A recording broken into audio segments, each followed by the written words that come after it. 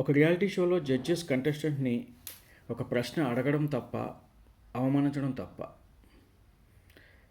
ఒకవేళ రియాలిటీ షోలో ఉప్పల్ బాలు విషయంలో జడ్జెస్ చేసింది ఎంతవరకు సమంజసం? ఒక జడ్జెస్గా మీరు కంటెస్టెంట్ని మీరు టెస్ట్ చేయండి, జడ్జ్ చేయండి, అతని పెర్ఫార్మెన్స్ని క్వశ్చన్ చేయండి, లేదంటే అతని యాటిట్యూడ్ని క్రిటిసైజ్ చేయండి, అంతవరకు ఏం పర్వాలేదు.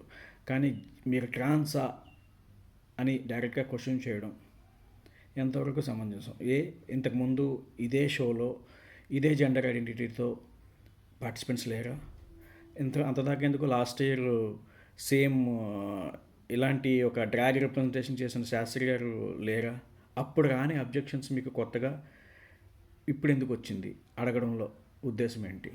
ఒకవేళ ఆయన రిజెక్ట్ చేయాలి అని అనుకున్నప్పుడు అయితే కనుక 4th రౌండ్ దాకా తీసుకొచ్చి జీడీస్ అన్ని క్రాస్ చేసిన తర్వాత చేయాల్సిన నెసెసిటీ ఏమొచ్చింది?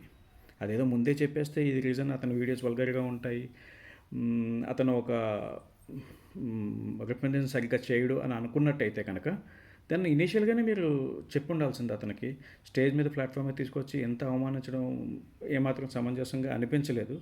అలాగే జడ్జింగ్ అంటే హార్ష్ వాయిస్ వాడడం కాదు, లేదంటే క్రిటిసిజం చేయడం అంటే హ్యూమిలియేషన్ చేయడం కాదండి. జస్ట్ సున్నితంగా కూడా చెప్పొచ్చు. దానికి ఒక లైన్ ఉంటుంది, ఆ లైన్ క్రాస్ చేయకుండా విత్ ఇన్ దట్ లైన్లో మీరు అతనికి అర్థమయ్యేలా చెప్పచ్చు. They are many ways. కానీ మీరు ఏం ఫాలో అవ్వకుండా డైరెక్ట్గా ఉప్పల్ బాలు విషయంలో ఎందుకు ఇలా హార్ష్గా బిహేవ్ చేశారు అనేదానికి ఒక మనిషి యొక్క ఐడెంటిటీని ముఖ్యంగా ఏంటంటే క్వశ్చన్ చేయకూడదండి. ఎందుకంటే అది వీక్నెస్లా చూపిస్తే కనుక అదే ఐడెంటిటీని అతనికి చాలా హ్యూమిలియేట్ అవుతాడు, అతను చాలా హర్ట్ అవుతాడు, అండ్ భవిష్యత్తులో అతనికి అది చాలా డ్రాబ్యాక్ అయిపోతుంది.